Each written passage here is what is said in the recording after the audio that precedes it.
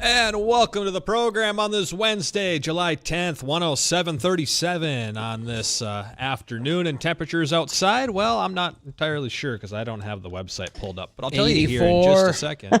84 degrees. Look at Just that. make something up, would 99 degrees. There you go. Somewhere in See? the United States with probably a real feel of 112. Somewhere in the United States, as well as 130 million Americans are under heat advisories.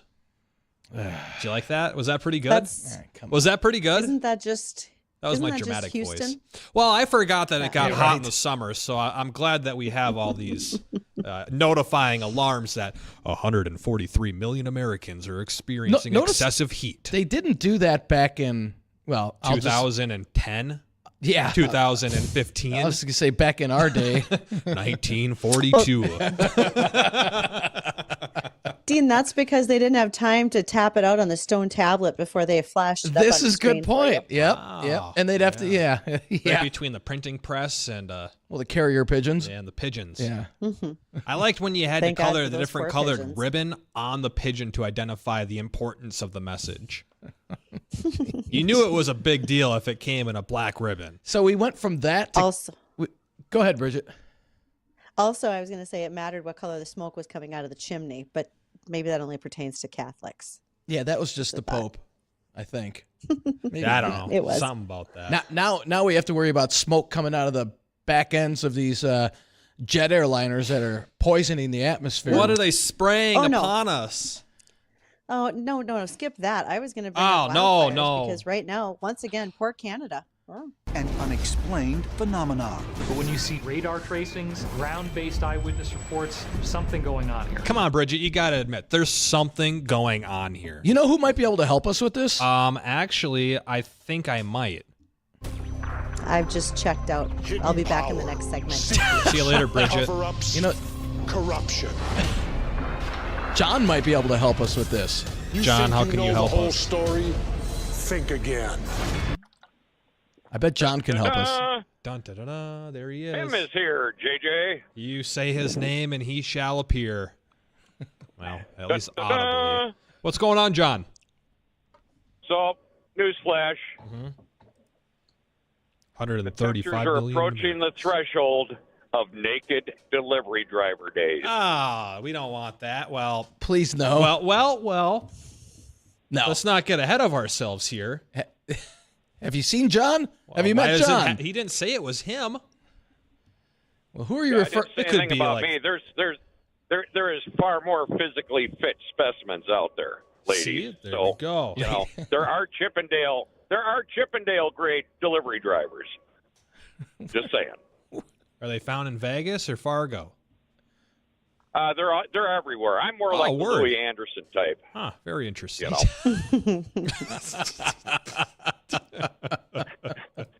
John, So, what do you know today? You know, another thing I have to share, because I told Dean I wasn't going to share until this week, to which he replied with a high finger salute on the text, that Pride Dairy ice cream, OMG.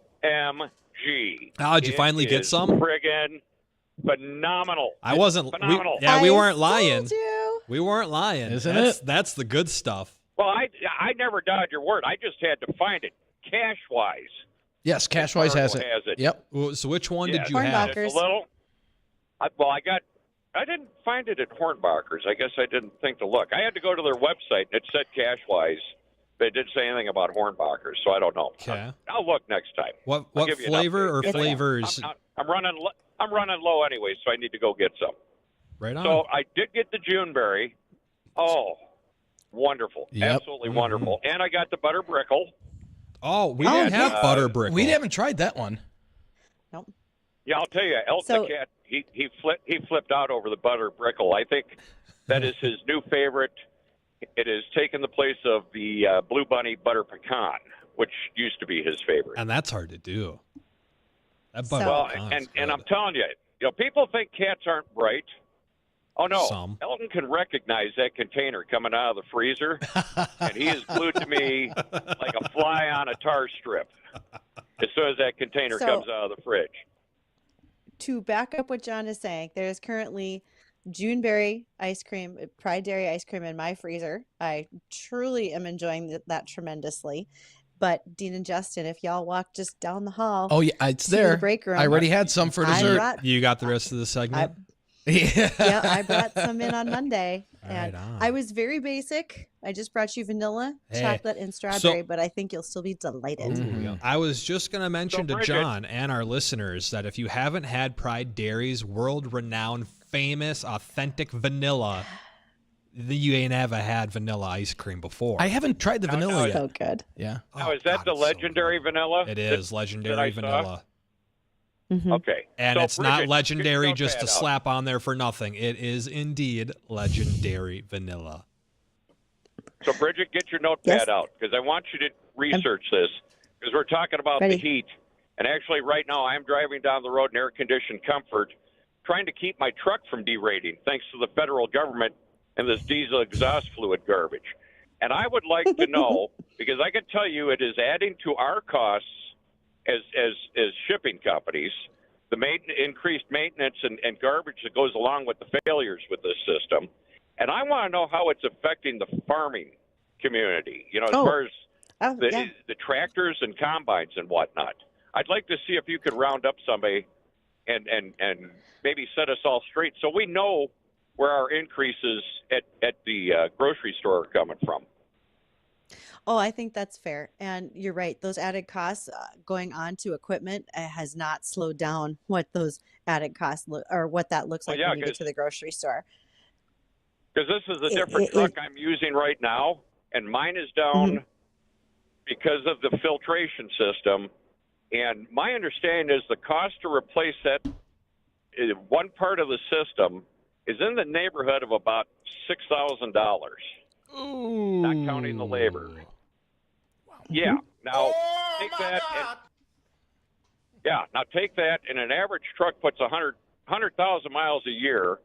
My other truck is barely 3 years old. The one I am driving now is barely 1 year old, with 40,000 miles on it, and it's exhibiting the same symptoms already. Now, something that can Because make a Because difference, mine is driven more for local delivery than over the road. but you also see a number of farmers who specifically have kept their pre-def equipment, semi trucks, etc., so they don't have to get sucked into that problem. So that's part of one of the things that they're that's doing. where I'm going with this. That's where I want some answers, and I think other Yeah. farmers need to be, on the same page so they know what to expect. Because, reality is at some point, no matter what you do, your equipment wears out. Facts. Can attest. Yep. But I will tell you, if we talk to like Steffes Group, one of our sponsors for Here We Grow, they'll tell you that one of the hardest to find, and when they do come up for action, something that's going to go up at a high value is certainly going to be those that are pre-def semis.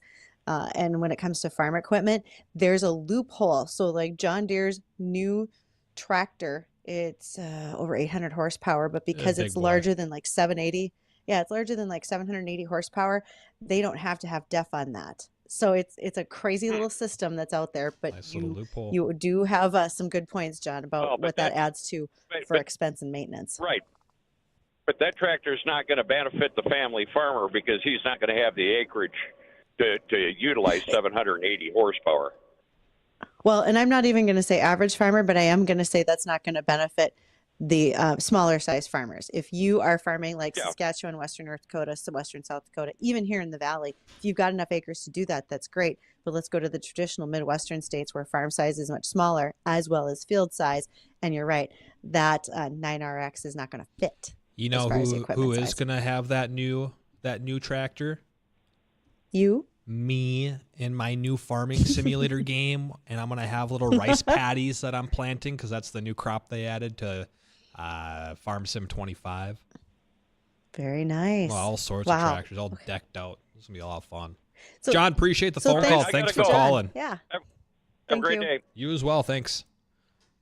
Very Dean's so interesting. interested, he went to go find information. He like left the studio. He just But that's grabbed his okay. stuff, dipped out. He's gonna go grab some. He's doing a little digging. I can see him. He's waving. He says he might have found something. And Bridget, I'm sure you'll probably do a little digging into what John was talking about, right? matey. Of All course I right, will. right on. Topics coming up on the program throughout the course of this hour: razor tracking agreement with CNH Equipment, as well as AGCO Aftermarket Superheroes, and an update on our Here We Grow project. Our guest coming up here in just a few short moments. That's Brian Fuder with Red River Retention Authority. He's also a board member. We're going to talk a little bit about what the Red River Retention Authority is, what they do, and what Brian may or may not know about some situations of flooding that's been going on in Minnesota. We've talked about the the Readel Dam down by Mankato, right?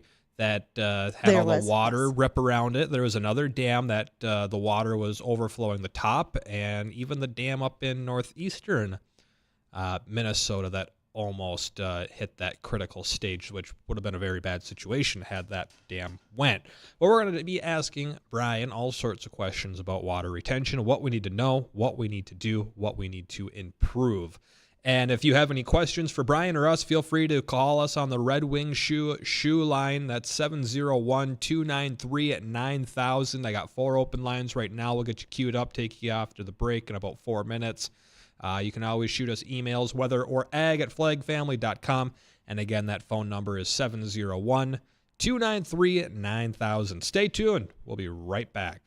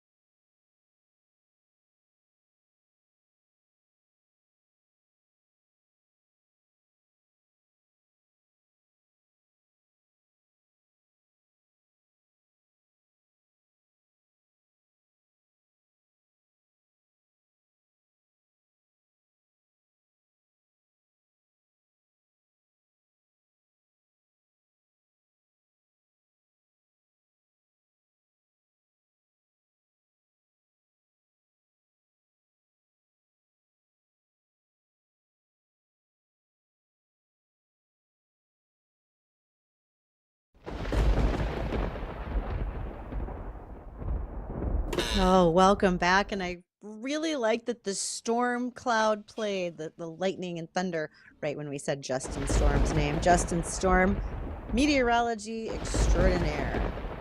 That's him. Glad to have you here with us. And also a big thank you to a couple of our Here We Grow sponsors. ND Estate Services. That's Mark Wagner. Every time Mark comes to studio, it is enlightening and fun. He's got great insight and information, and he wants to make sure that you're doing the best transition planning that you can, whether it's for your farm and anything else. Could be your agribusiness, your home, all those assets that you've accumulated over your lifetime. Make sure to talk to Mark at ND Estate Services. Red Wing Shoes. Well, you can call us on the Red Wing shoe line, and we're glad to take your questions. Maybe we'll have some today for our guest. That number is 701-293-9000, and the same with catching us on our emails, weather or ag@flagfamily.com. We're also on Facebook, YouTube, and Acres TV. You can catch us many, many places. Yes, you can. And Bridgette, during the break, Dean actually went and picked up some of that Pride Legendary Vanilla. And Dean, was I kidding when I said if you haven't had it, then you have not had vanilla ice cream? That's the first time I've tasted the vanilla. And what'd you think? Oh, wow. Is it the best Wow. vanilla you've ever had in your 114 years? Next to, I won't say the other brand, I told you off air, it was, boy, I thought that was the best vanilla I've had, and this did top that. Right. Yeah. Also, did you not get the memo? Brian Fuder, our guest, Bridgette, myself, but I guess I missed the shirt color. Yeah. That's fine though. Okay. Thanks. That's all right. The ice cream was so good, I'm going to stay over. I brought a bag with. Oh, right on, right on. That voice you're hearing, that's Brian Fuder with the Red River Retention Authority. And what's going on, Brian? How you been since the last time you joined us a few weeks ago? Well, we've been busy. We had the opportunity to go out to the Elm River Dam site and did a little bit of video shooting out there here a couple weeks ago with Bridgette. We had an awesome time out there. Yeah, we made a really good damn video. There you go. Or a really damn good video or something Both. like that. Why not both? But yeah, and I was just out there yesterday, and there is actually active construction on all three sites right now. So we're seeing some good progress. That box culvert structure that we were videoing in, that has been completely enclosed, and they're working on the next portion of that.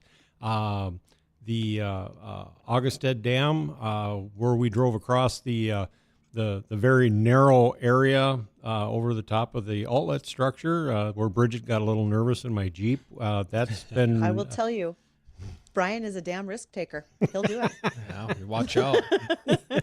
So there's been good progress on that, and yeah, we're excited to see that move forward. It's the construction season hasn't necessarily been the greatest for moving earthwork and things like that with all the rain, Little but wet. Yeah. they got a nice early start on it this year, and it seems like they're progressing well. Cool, good. Well, Brian, maybe you can tell us and our listeners, especially those who have never heard of the Red River Retention Authority, what the Red River Retention Authority is, what you do, and the separation between you and the Red River Diversion. Yes, the Red River Retention Authority, we work as a part of a joint powers agreement between the joint water resource districts in North Dakota and the Red River Water Management Board in Minnesota. So we cover both sides of the Red River of the North for the Minnesota and the North Dakota constituents, and we work to try to coordinate funding, coordinate project coordination, making sure that things get identified, they are prioritized, and we get the opportunities to get those things to move forward as much as we can. And so instead of just the Red River Diversion Authority, again, it's a very similar name.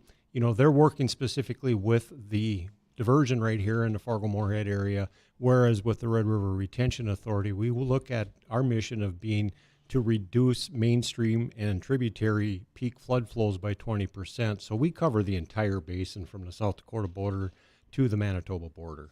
I hear that number right. You said 20%? Yes. Wow. That's a good significant number. It is. It is. When you think about some of the historic floods that we've had in the last 30 years, 20% from even a 1989 level or a 1997 level, if you were to reduce that by 20%, pretty much eliminate most of the problems that we did have back then. Wow. And so we've got a ways to go yet. We are making good progress on that, but it's a typical funding situation. Sometimes Right. funding goes really well. Sometimes we really struggle to get it. Well, sounds like a project you'd want to have funded, especially for places like Grand Forks and Yes. Fargo and everywhere in between and on the outskirts. Well, Yes. and how much of that funding comes from the government?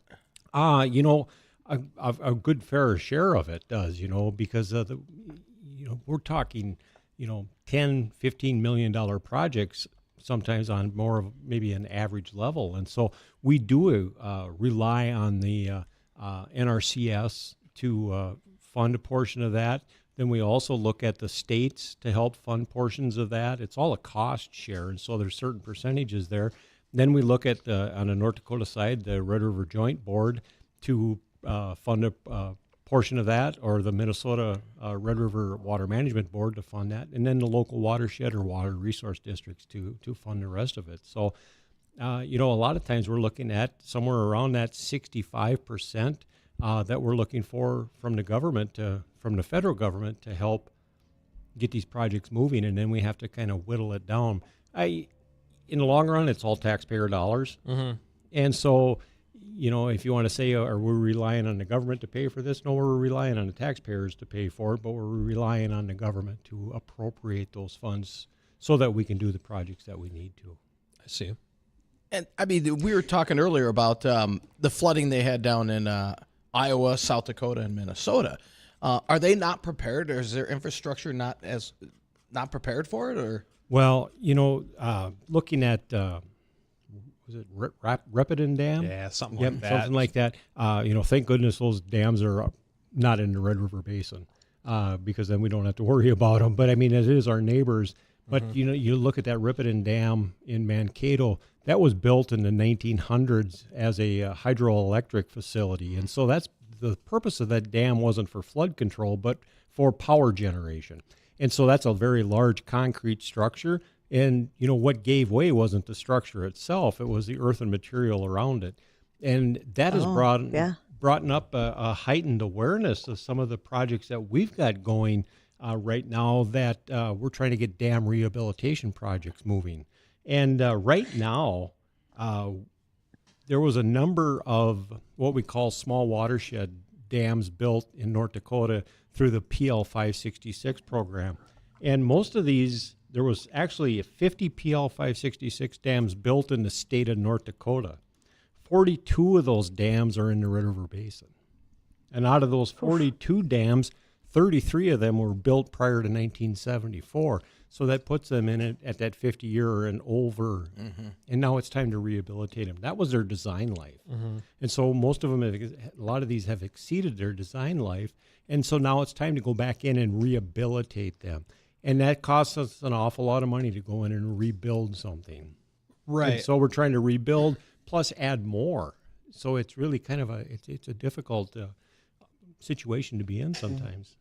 Do you think it's just the funding aspect, or why do you think it is that once these dams hit, I'll just say their shelf life or expected life, even though obviously they'll keep standing, but the rehabilitation time period, why do you think it is so many dams are going past that threshold? I mean, you look at the Readel Dam, and again, I hope I'm saying that properly. I'm probably not, but it was built 114 years ago, and they've been talking about how it's been in an insufficient state for several years. Why are they letting these dams get so far past the upkeep time? I think it really is. It's a funding situation. It's expensive to rehabilitate those structures. We have on the North Dakota side here, out of those 33 that we have in our basin that are over 50 years of age, 6 of those dams currently are listed or classified as a high hazard classification, which means if those dams were to fail or become breached, it has a potential for loss of life. And so those have been identified, and now we're trying to get the funding through to rehabilitate those things. One of the dams that we currently have up on the Tongue River, up in Pembina County, is is known as the Bourbonnais Dam, and that was purposely breached here a couple of years ago because of the worry that it was going to fail. And so they purposely breached it. It's currently breached, and we're looking at what we can do to rehabilitate those structures, because below each dam is another dam. Right. And so if this one fails, it adds that much more stress to the next one. It's Kinda a domino effect. Right. What goes into rehabilitating it or rebuilding it? Rebuilding them, a lot of times it's rebuilding the primary spillway, the outflow. There's dams got to have a little bit of water flowing through it all the time. And then the emergency spillways have to be, a lot of the emergency spillways were built as an earthen structure. And so it's very highly erodible soil. And so we're trying to replace that with some sort of a more solid material, like a roller compacted concrete or an articulated concrete block, things like that. Something that's going to withstand a little bit of water flowing over it, not just wash down the way.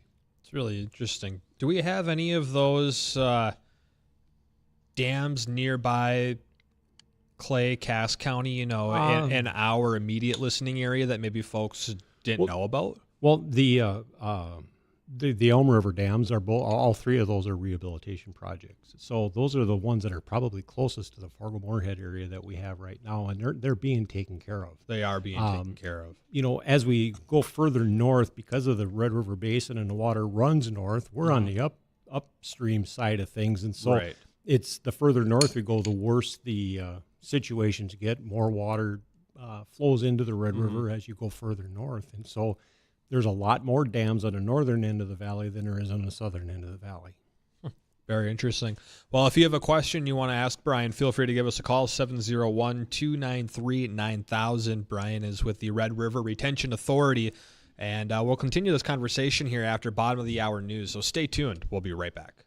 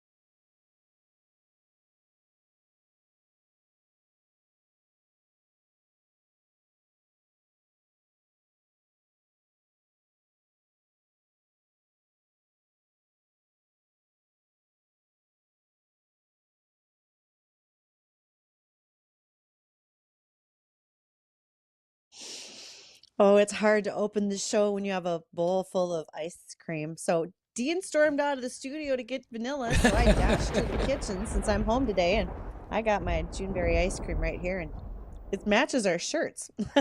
Sure does. So it's working out great. We are joined in studio today with Brian Fuder. Brian is with Red River Retention Authority. We've been talking every damn thing you can imagine, and I literally mean the dams. So it's been quite the enlightening conversation. But Brian, I want to go back to a point that you had made.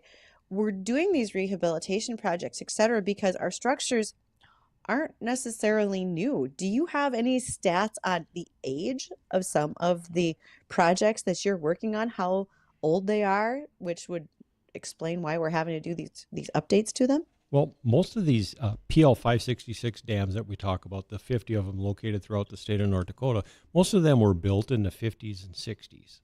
Some of them were built up as into the 70s. So, like I said, out of the 50 of them that are in North Dakota, 42 of them are in the basin. 33 of them were built prior to 1974. So, over over 3/4 of them in the Red River Basin are over that 50-year life expectancy. Now, not knowing that there was a factor of safety that was designed into these dams when they were originally constructed and designed, they're holding out as well as they possibly can. But not these things they're earthen construction, and so it's compacted soil, and it needs to be looked at. A lot of engineering changes have occurred over the years. They found new ways of doing things, better ways of doing things. And that's what we're looking at now is how do we go through and rehabilitate the things that were built. Back in the 1960s, 1950s, when they built these, they really didn't build in any way of what are we going to do in 50, 60, 70 years when we have to rehabilitate them. Now that's what we're dealing with. I was going to ask, how does the engineering and construction of dams, how has that changed and evolved, say, from dams that were made in the 50s and the 70s compared to a dam, say, like we were talking about on the Maple River that was constructed like a little over a decade ago? Yeah, there's been a lot of improvements in soil construction techniques and things like that, compaction efforts, looking at, like I said, the spillways, making sure that we're putting in some sort of a non-erodible type of material in that, increasing slopes so that they're not quite as tall, maybe changing up some of the soil characteristics that are going into these earthen embankments so that they are, we don't see as much seepage through that. They're a little less impermeable. They're more stable, and so there's just a lot of things as engineering technology, goes through the years. More and more bad experiences happen, and that's how we learn is through the bad experiences sometimes. And so they're looking at those things and what has happened in the past, and that kind of guides them as to what they're going to do in the future. I see. And then I got one more for you, and I don't know if this is an opinion-based question or if you could give me an exact answer on it. But in terms of rehabilitation on dams versus demolition, reconstruction, obviously I think reconstruction is obviously going to cost more money. But in terms of safety and improvements and maybe time and effort, which way do you think would be better? And maybe it varies on some of the dams, but would it be rehabilitation would definitely be the way to go? Or if we have the money and the time to do it, we should just take it down and build a new one with today's standards? That's a great question, because there's a lot of things that are being looked at on that right now, especially on the upstream side of the dams. There's a lot of sedimentation that occurs there. And so there was a sediment pool that was designed into a lot of these dam structures. And now they have to look at that. What do we do if we were to remove this dam? What are we going to do with all that sediment? Is there heavy metal chemicals in there? Is there, what else is there? As we get further up north in the valley, up towards the Canadian border, we're looking at there's a lot of shale content in there. And so we can't just tear this thing down and rebuild it. I mean, we have to, there's a whole environmental impact that these reconstructions would have. And so I think a lot of times, like we said, maybe it is more economically feasible to do a rehabilitation than it would be to do a complete reconstruction, because the deconstruction would probably cost as much, if not more, than the reconstruction. Right. You said shale, shale sediment or shale in the sediment up north. What is shale? Shale is it kind of has a lot of the same components, and I'm kind of speaking from just a secondhand knowledge here from what I've heard the others say. It looks a lot like it, or has some of the same characteristics as a clay. Okay. And it's easily transportable, and it's not very structurally sound whatsoever. Sure. And so it's not something that people want. It's easily erodible. It transports very easily. And the neat thing with the neat thing and the darned thing about the Red River of the North is that we ship all of our water to Canada. And so we also have to be good neighbors with the Canadians. And they don't necessarily want all that sedimentation in the river water either, because eventually that goes up to Lake Winnipeg and it's going to settle out there. Okay. And so that's Oh, the come shales. on. And It's all easy. It's just shale, Brian. It's not bad for him, right? No. And, not only the shale, but the Their lake's nutrients. a little deep. Yeah, the nutrients that are going up, phosphorus content, things like that. They're attributing a lot of the transported sedimentations and nutrient contents to the eutrophication of the lakes up in Canada, the artificial aging or the man-made increased aging of these lakes, algae blooms, things like that. And so we have to be good neighbors.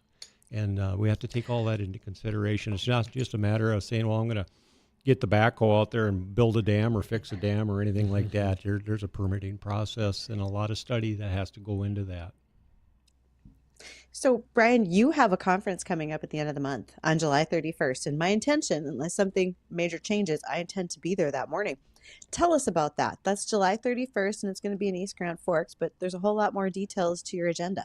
Yes, we're having what we call our Red River Retention Authority's Partner Summit, and that'll be held in, like you said, at the Eagles Club in East Grand Forks, July 31st, starting at 10 a.m.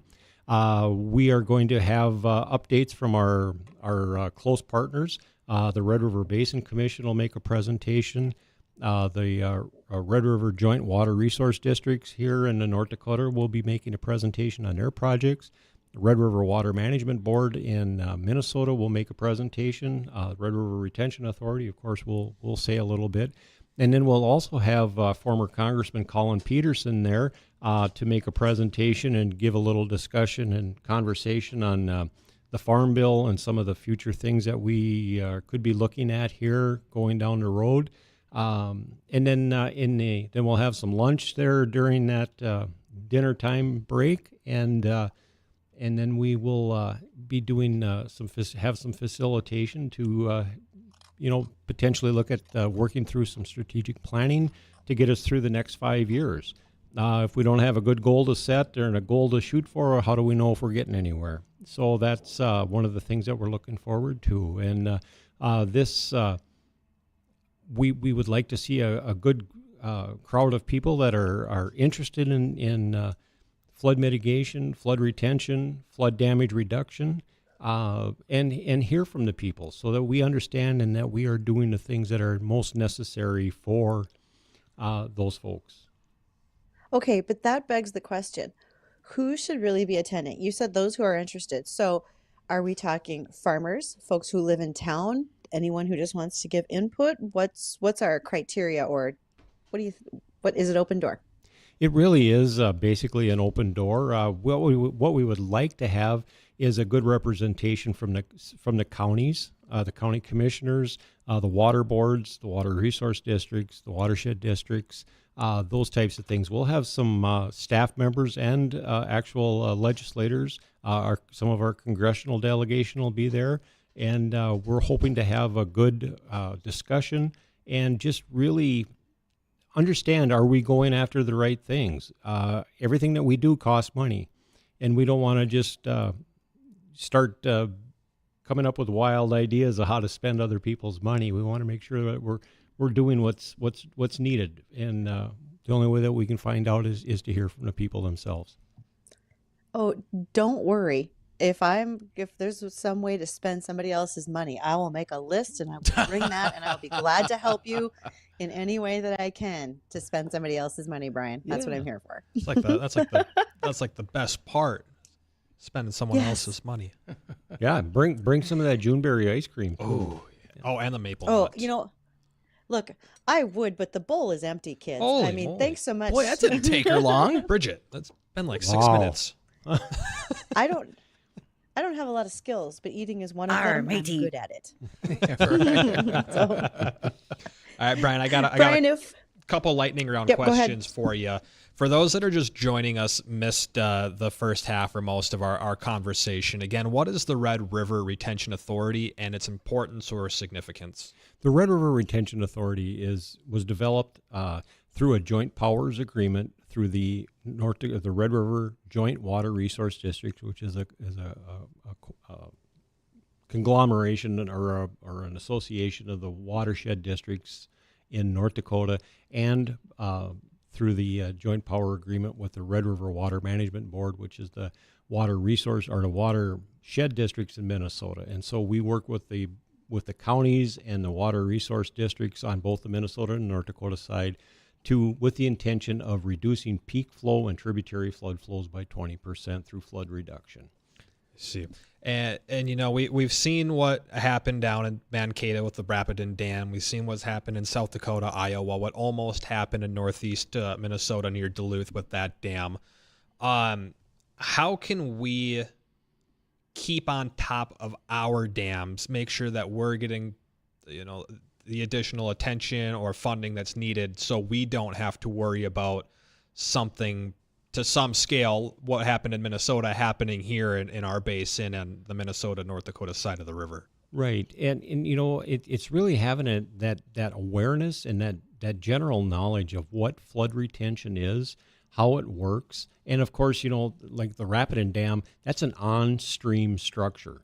And so we don't do a lot of on-stream structures anymore. We do off-stream structures. And so they're designed to be temporary retention. So we don't have to worry about fish passage and all of this and disturbing the biota as it goes up and down the streams and the tributaries and this and that. So we're doing a lot of off-stream storage. And we just need to be aware that, we've exceeded the design life on a lot of these facilities, and we need to update them. And if you understand how that works, and it kind of is a chain reaction, if we hold water back a little bit here on the southern end of the valley, it has an effect on the Fargo-Moorhead area, it has an effect on Grand Forks, it has an effect on Oslo. And if we can combine those retention efforts on both sides of the rivers all the way up to the Canadian border, we can reach that 20% reduction in those peak flood flows, and that can save a lot of money. It can save lives, it can save a lot of property, and I think there's getting to be the flood of '97 was an awful long time ago. Well, hopefully we really never have to come close to something like that, but it will probably happen at some point down the road, like it or not. It's what Mother Nature does. Brian, where can people go to get more information about the Red River Retention Authority? Yes, we have our website is redriverretentionauthority.net, and you can also reach us on email at rrra@idea1.net. And we also have our office here in Fargo, and phone number for that is 701-640-8985. 30 seconds left. That meeting, when was it and where? That will be July 31st at the East Grand Forks Eagles Club in East Grand Forks, Minnesota, starting at 10 a.m. And you can go on to our website, and you'll see, you've got it up on the screen right now. I see that. And if you look at Partner Summit, there is a spot on that Partner Summit page to register. The registration is free. We just want to make sure that we got a good head count for our meals, because we do have the Red River Basin Commission has agreed to sponsor a portion, if not all, of the lunch that day. So we want to make sure that we don't have more food than we've got people. Awesome. Brian Fuder, Red River Retention Authority, thanks for coming on with us Thank again. you so much Thanks, for Brian. having We me. appreciate it. A lot of things a lot of people don't think about in our own backyard. Even if it's temporary retention, it's still important. Sounds great. Thank you so much. Listeners, stay tuned. We got a few minutes left of the show. We'll come right back.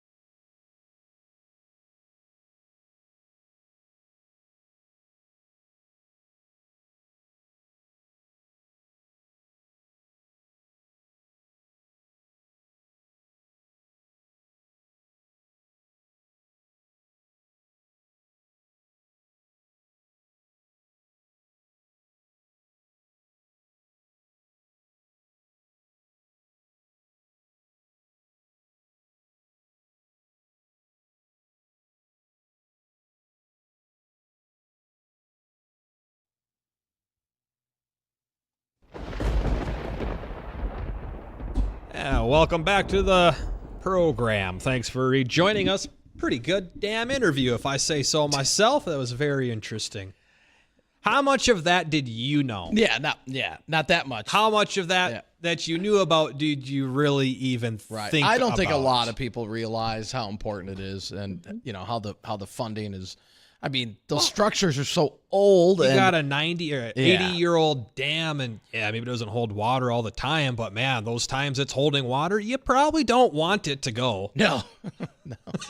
Well, guys, we live on the bottom of an ancient lake bed. This was all Lake Agassiz at one point in time. It's flat. We have to have places to hold water because for those of us who were here during some of those historic floods, it wasn't that much fun. Just saying. No. I thought she was going to say some of us that were here During Lake Agassiz times. When the eggs could see it. Yeah. Yeah. Never knew eggs had eyes. Interesting. Very cool. It can happen. Totally can happen. Well, I mean, realistically, the bad floods were not that long ago.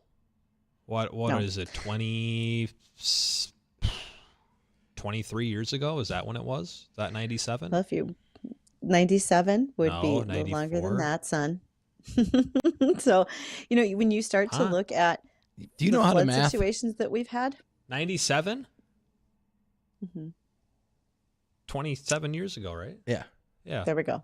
Mhm. I was off by 4. So I was thinking 2020. Yeah. I got the big smart. when you start looking at what folks Where's have had my to do rain, on their Dean? on their own infrastructure. As you get north of Grand Forks, there's lots of farmsteads that have their own ring dikes built around them. They're permanent diking systems because of what happens in this valley. And so what is going on with Red River Retention Authority is important to all of us, urban and farmers. Mm-hmm. Very important. Yeah, what do we got? 30 seconds left of the show. Quick run of the forecast. Either that or we could just Let's do it. babble. Let's do. Isn't that what the forecast is? Blah, blah, blah. We're looking at partly cloudy skies the rest of the afternoon. A little on the humid side, but not too bad, with highs today in the upper 80s, about 87, with winds out of the north at about 5 to 10.